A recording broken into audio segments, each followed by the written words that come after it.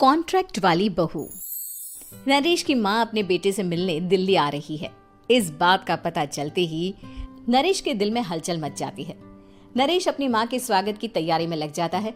साथ ही उसे डर भी सताने लगता है कि उसकी माँ कहीं अपनी पुरानी जिद पर फिर से बैठ ना जाए।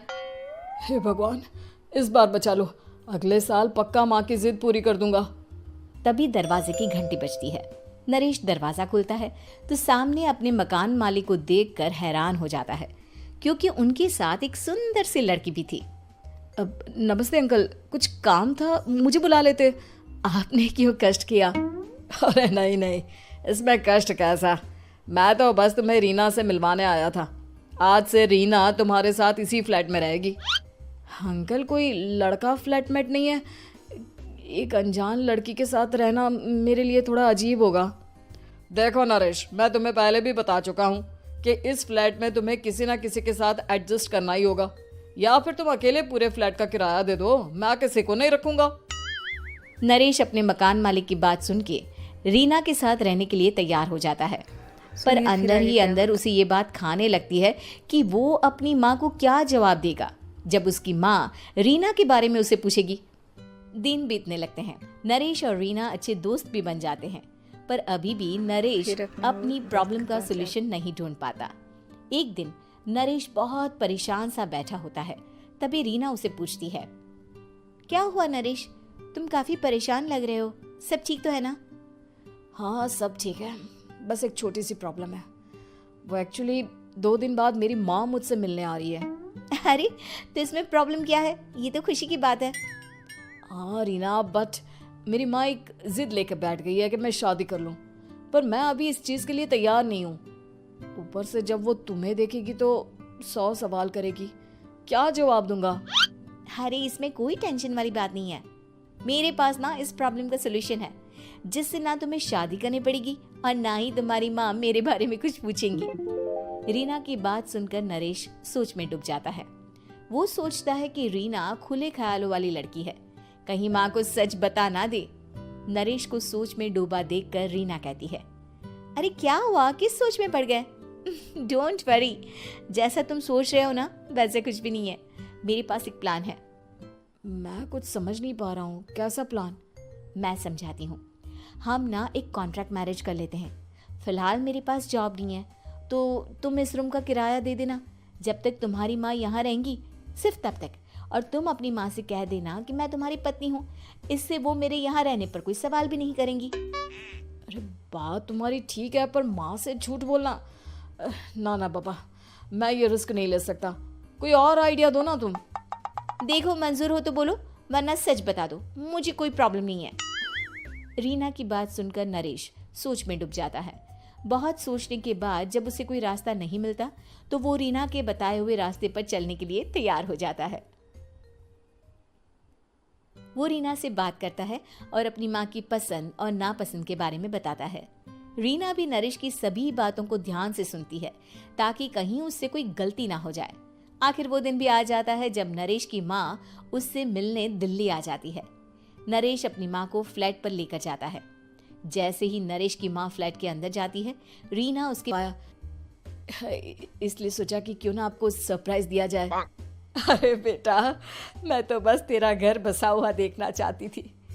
हाँ, बहुत अरमान थे अपनी इकलौते बेटी की शादी को लेकर, लेकिन कोई बात नहीं, शायद किस्मत को यही मंजूर होगा। ये कहते ही नरेश की माँ रीना को गले लगा लेती है। रीना बेटिया, मेरा बेटा ना थोड़ा नादान है, पर तुम काफी समझदार लगती हो, और मैं जानती हूँ कि तुम इसका बहुत अच्छे से ध्यान रखोगी। माँ आप चिंता मत कीजिए, मैं सब संभाल लूंगी। नरेश की माँ अपने बहू और बेटे के साथ खुशी खुशी रहने लगती है। दिन बीतने लगते हैं। नरेश की माँ और रीना का रिश्ता बहुत मजबूत होता चला जाता है। वो दोनों सारा दिन एक साथ रहती और खूब बातें करती। इधर साथ रहते रहते नरेश और रीना भी एक दूसरे से प्यार करने लगते हैं। दोनों को इस बात का एहसास हो जाता है, फिर भी वो इस बात को छुपा कर ही रखते हैं। एक दिन नरेश की माँ और रीना शादी के बारे में बात करने लगते हैं। रीना बिटिया, ये तो नरेश ने मुझे बिना बताए शादी कर ली, वरना मैं तो अपनी इकलौती बेटी की शादी इतनी धूमधाम से करती कि सारी दुनिया देखती रह जाती। अच्छा माँ, आप ऐसा भी क्या करती नरेश और मेरी शादी में जो दुनिया देखती रह जाती। अरे बिटिया, एक माँ के अरमान तुम अभी नहीं समझोगी।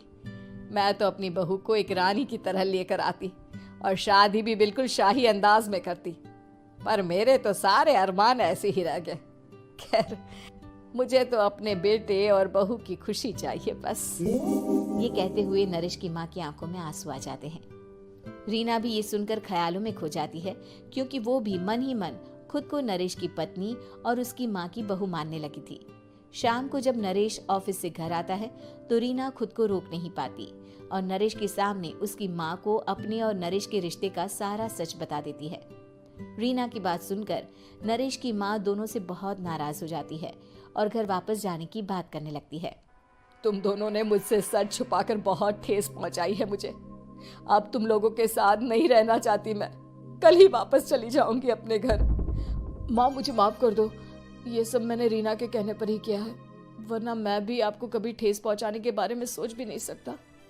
हाँ माँ, हमने ये सिर्फ आपका दिल रखने के लिए किया। प्लीज हम दोनों को माफ कर दीजिए। तुम दोनों ने मेरे अरमानों के साथ खिलवाड़ किया है, और वैसे भी मुझे अपने बेटे के लिए एक अच्छी लड़की ढूंढनी है, इसलिए मेरा यहाँ से जाना ही बेहतर होगा। माँ की ये बात सुनकर रीना खुद को रोक नहीं पाती।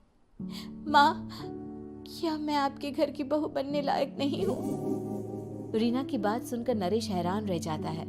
नरेश की माँ भी कुछ समझ नहीं पाती। मैं कुछ समझी नहीं, आखिर तुम कहना क्या चाहती हो?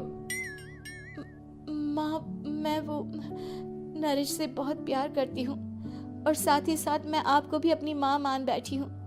आज जब आपकी बातें सुनी तो खुद को रोक नहीं पाई, इसलिए सारा सच आपको बता दिया। रीना की बात सुनकर नरेश की माँ की आंखों में आंसू आ जाते हैं और वो अपने बेटे नरेश और रीना को गले लगा लेती है। मेरे घर की बहू तो सिर्फ रीना बिटिया ही बनेगी। मैं आज ही तुम दोनों की शादी की तारीख निकलवा दूंगी, बस एक बार तुम्हारे घर वाले मान जाए। उसी दिन रीना के माता पिता भी उनके फ्लैट पर आ जाते हैं। दोनों परिवार आपस में